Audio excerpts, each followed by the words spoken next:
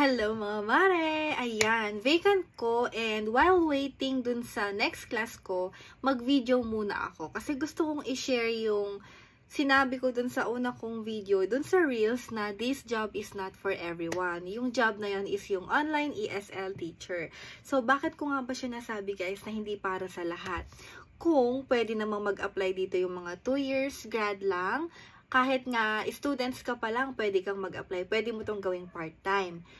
Pwede rin dito mag-apply yung mga nakatapos ng 4-year course, any course. Ayan, pwede kayong mag-apply.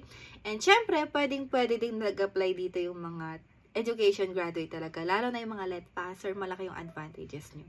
So, yun nga, bakit ko nasabi? Kasi po guys, ang pagiging online ESL teacher, hindi sapat na meron ka lang na alam mo may gamit ka nga, kompleto ka sa lahat, not enough yon para magstay ka dito sa industry na to. Kasi number 1, kailangan meron kang yung personality na hinahanap nila para magtagal ka sa job na to. Yun yung pagiging patience, mahaba talaga yung pasensya mo, understanding ka, marunong ka mag-multitask, and hindi ka masyadong choosy or mareklamo sa work mo. Tapos, syempre, since work from home nga to, hindi ka rin mainipin. Isa yun sa mga dapat meron ka kung gusto mong magtagal dito sa industry na to, sa online ESL teaching. Kasi guys, yung pagiging online teacher, if i-compared mo siya sa actual teaching, lalo na sa mga teachers dyan, ibang-iba talaga. Hindi sila parehas. As in, hindi ko na-try yung actual teaching. Hindi ko rin talaga alam if kaya ko yun kasi super mahiyain talaga ako. Parang kahit nung student pa lang ako, pag nagsasalita ako sa harapan ng maraming tao, parang nabablock ako na kinakabahan tapos hindi ko naririnig yung sinasabi ko sa in front. Alam niyo yung feeling na gano'n. Pero itong online teaching, okay naman. Akala mo naman active ako dito sa online teaching, di ba? Akala mo hindi ako mahiyain. Pero iba talaga yung feeling pag nandito ka sa online teaching compared dun sa actual. Yun. Basta, hindi ko siya maipaliwanag pero alam ko gets nyo yun. So, yun nga. Tapos guys, syempre, if naghahanap ka ng big or benefits from the government, wala to. Like yung merong mga contributions like SSL, PhilHealth, Pag-ibig. Ang pagiging ESL teacher, para siyang freelance na ikaw bahala kung gusto mong maghulog ng mga yon.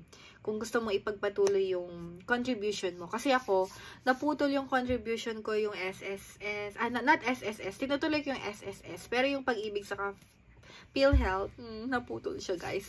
So, hopefully mai-continue ko yung PhilHealth next time. So, ayun nga, wala siyang mga ganon. Pero meron yung mga company na meron silang ganon. Pero yung company na yun is yun yung nag-o-offer ng fixed salary, may students man o wala. So, sila yun. Tapos, if you want to be an online ESL teacher, then, of course, you need to do multitasking nga, yung sinasabi ko. Dapat marunong ka talagang mag-multitask. How do I explain that? Kasi kung matagal ka na sa online teaching, super daming tools ang i-open mo. Lalo na kung nagtuturo ka ng adult, yung mga 30 years old pataas, mga professional. Pag may tinanong yan sa'yo guys, diba, hindi naman lahat ng question is kaya nating sagutin. So, kailangan, ang gagawin natin dyan, mag-open ka agad ng tab habang nakikipag-usap ka sa kanya, mag-multitask ka, mag-open ka ng Google, i-search mo kung ano yung answer dun sa tanong niya na yun. So, dapat talaga marunong ka mag-multitask.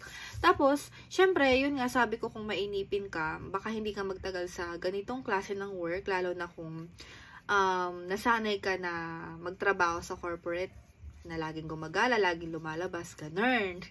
Tapos, alam niyo yung online teaching, may mga penalty din to, guys. Ang penalty nito, minsan doble dun sa rate na nare-receive mo. So, kung hindi ka, kung hindi mo kayang tanggapin yung penalty, kung magkakaroon ka man ng penalty, ay naku guys, hindi ka talaga magtatagal. Kasi normal naman na may penalty talaga. Like, for example, absent ka, ayan, may penalty yun. Naalala ko dun sa first company ko, 3 times nung per class, not naman hourly. So, 25 minutes yun. 3 times nung per class rate ko ang ibabawas sa akin pag absent ako. Diba? Lugi pa ako. Alam mo yung susweldo ka na negative pa. abonado ka pa, di ba? Ikaw pa yung magbabayad sa company. So, ganun siya. So, kung mag-a-apply ka din pala ng online ESL teaching, kailangan talagang prepare ka, lalo na pagka yung place nyo is madalas mag-brown out, kailangan i-prepare mo yung mga power backup. Tama, backup. May generator ka or yung malupitang power bank, ayan, dapat meron ka yan. Hi. So, marami pa sana akong gustong i-share, pero ang haba na ng video. Next video na lang, mag-share ulit ako ng journey ko sa online ESL teaching. Yan lang. Salamat sa panonood. Bye!